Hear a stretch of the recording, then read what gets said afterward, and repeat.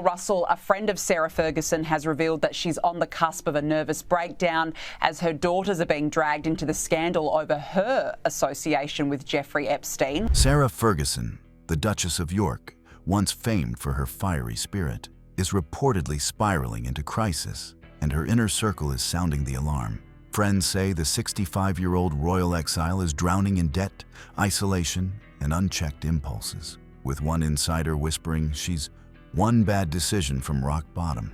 After decades of toe-curling scandals and desperate reinventions, Fergie's latest unraveling has even loyalists begging her to seek professional help before it's too late. What pushed the unguided missile off course this time? The truth is darker than anyone imagined. Let's dive in.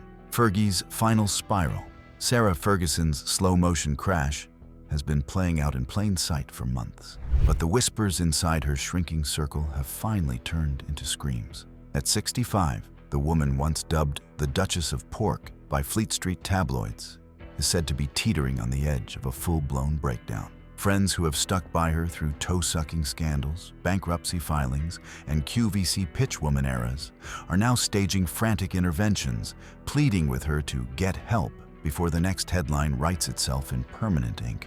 This isn't just another Fergie flap. It's the moment when resilience curdles into recklessness, and the royal family's most famous survivor risks becoming its most tragic cautionary tale. What follows is the unfiltered timeline of how the unguided missile lost altitude, who's trying to pull the ejection cord, and why even King Charles is said to be watching in horror from the palace ramparts. Is this the scandal that finally dethrones the Duchess for good? Watch on to find out. The first alarm bell rang in early spring, when Ferguson vanished from the social circuit that had kept her afloat for years. The woman who once arrived at Ascot in a helicopter and turned up at Premier League matches in borrowed finery stopped answering invitations. Her Instagram, usually a pastel parade of sunsets and gratitude captions, went silent for weeks. Insiders say the trigger was a brutal combination of fresh debt notices and the collapse of yet another comeback venture.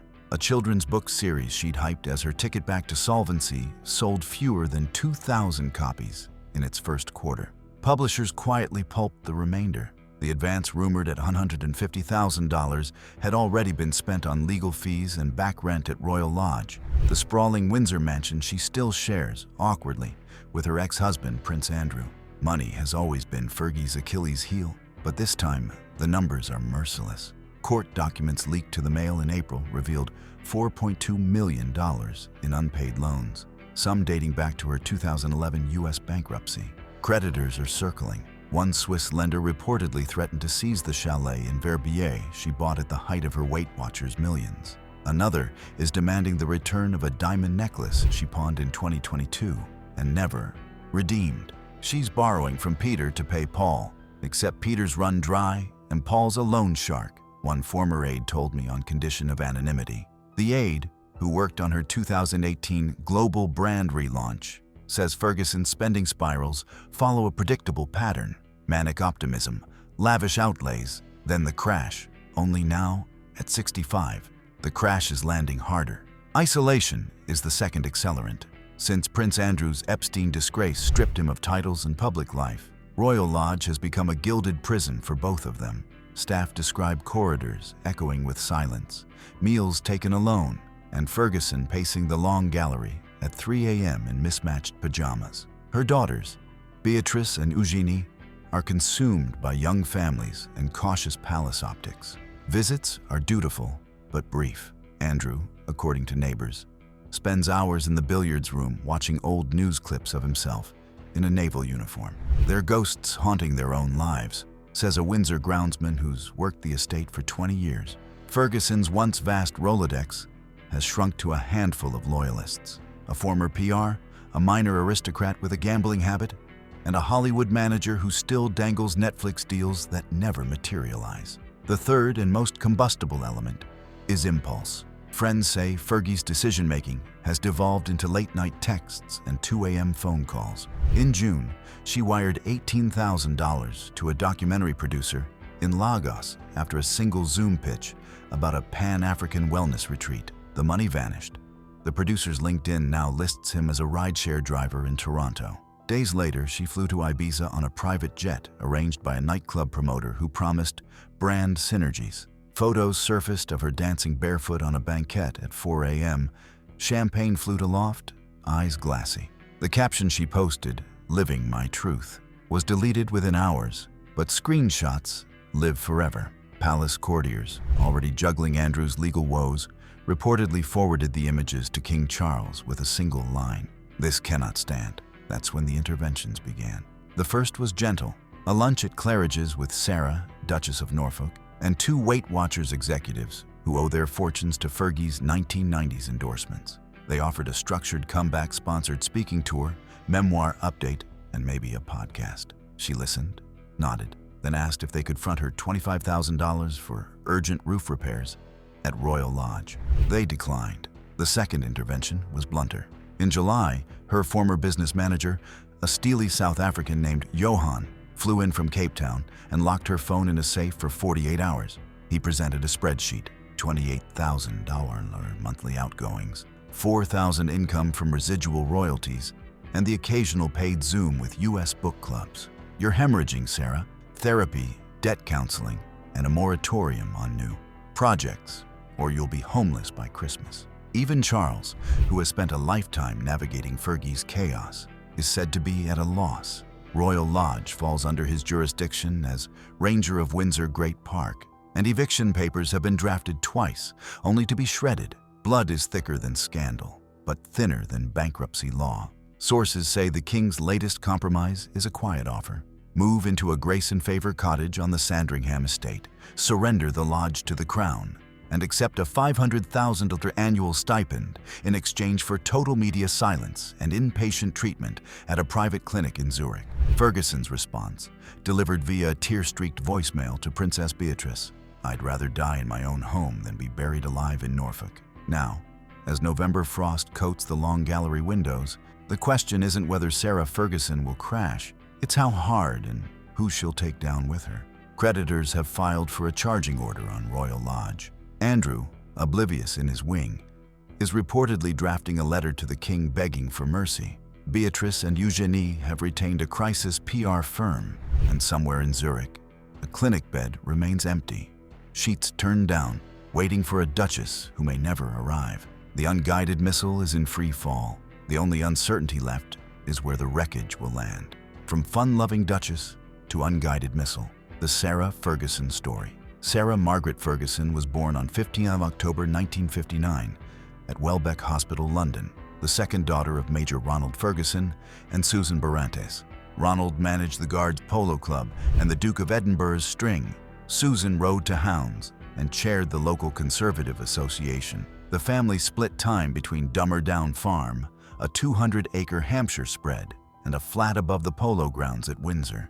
Fergie learned to ride before she could spell, broke her first collarbone at 7, and by 12 was mucking out stables for pocket money. She attended Hurst Lodge, a progressive boarding school in Ascot, then Queen's Secretarial College. At 18, she joined a Mayfair graphic design firm. Her desk diary listed half the peerage. You won't believe the life she had after that. Diana, Princess of Wales, spotted the potential.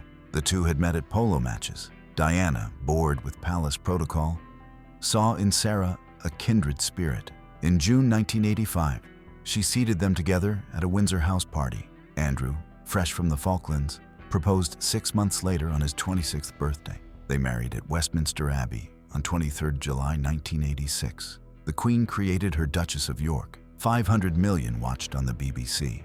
The couple honeymooned in the Azores for 5 days. The press pack was already waiting when they docked. The first red flags flew in 1987.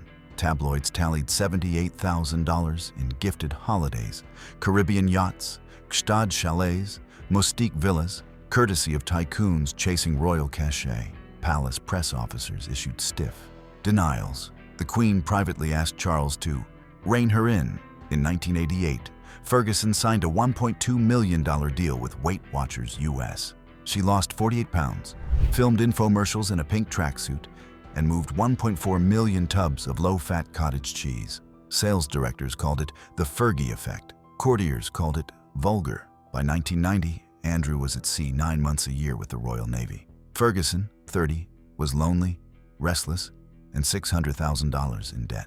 She bought a $485,000 barn conversion in Surrey and filled it with antiques on credit. In January 1992, she flew to Saint-Tropez with daughters Beatrice and Eugenie. Paparazzi snapped her poolside as John Bryan, a Texan financier, kissed her toes. The photos hit the Daily Mirror on 20th August 1992, 2 days after the Yorks announced legal separation. The Queen, on holiday, summoned her by phone. Pack and leave before lunch. Ferguson was driven to the airport in a Land Rover. The Corgis stayed behind. Divorce was finalized on 30th May 1996. She received a $3 million lump sum, $350,000 annual maintenance until the girls turned 18, and retained the HRH style in name only. Security was withdrawn. She moved to a rented chalet in Closters, then a 4-bedroom house in Sunningdale. In 1997, she launched Budgie the Little Helicopter books with Carlton. Royalties peaked at $400,000. She flew economy, carried her own bags, and told, "Hello." She was reinventing herself. By 2001, she and Andrew jointly bought a $2.1 million chalet in Verbier, banking on future earnings. They never materialized. The 2003 U.S. lecture circuit grossed $1.8 million, but netted $300,000 after private jets and stylists. In 2006, ITV aired The Duchess in Hull, a 6-part reality series. 4.2 million watched her teach etiquette to council estate teens. Critics called it poverty porn. In 2008, she signed with Heartmore, a lifestyle brand. The website folded in 18 months. Debts climbed to $2 million. The sting that broke her came in May 2009. News of the World reporter Mazhar Mahmood posed as an Indian tycoon. Over dinner at a Mayfair flat, Ferguson offered access to Andrew for $500,000. "Look after me and he'll look after you," she said on hidden camera, pocketing a $40,000 cash down payment. The tape aired on 23 May 2010.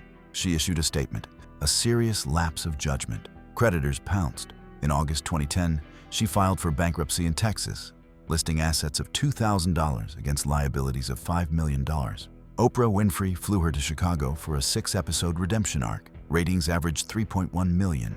Weight Watchers rehired her in 2012 for $1 million. She shed 50 lb, filmed new ads, and blogged recipes. The contract ended in 2015. She pivoted to children's books, Little Red 2016, a young adult novel, Her Heart for a Compass 2021, and a 2018 global relaunch with Freud Communications. Sponsors evaporated when Andrew Epstein's links resurfaced. Netflix passed on a docuseries in 2023 after focus groups cited brand fatigue. Health scares punctuated the decline. In June 2023, she was diagnosed with breast cancer. A single mastectomy and reconstruction followed at King Edward VII's Hospital. She returned to public life in 8 weeks. In January 2024, a mole on her back proved malignant. Further surgery removed it. Each recovery reset the clock, but not the balance sheet. With debt piling up, one can only hope she finds a way out of her woe. What do you think Sarah Ferguson can pull off? For one last redemption? Or is Royal Lodge about to become the final chapter of her fall? We would love you to share your opinion in the comment section. If you enjoyed this video, make sure you like, share, and subscribe to the channel. Also, click the next video shown on your screen. You will enjoy it.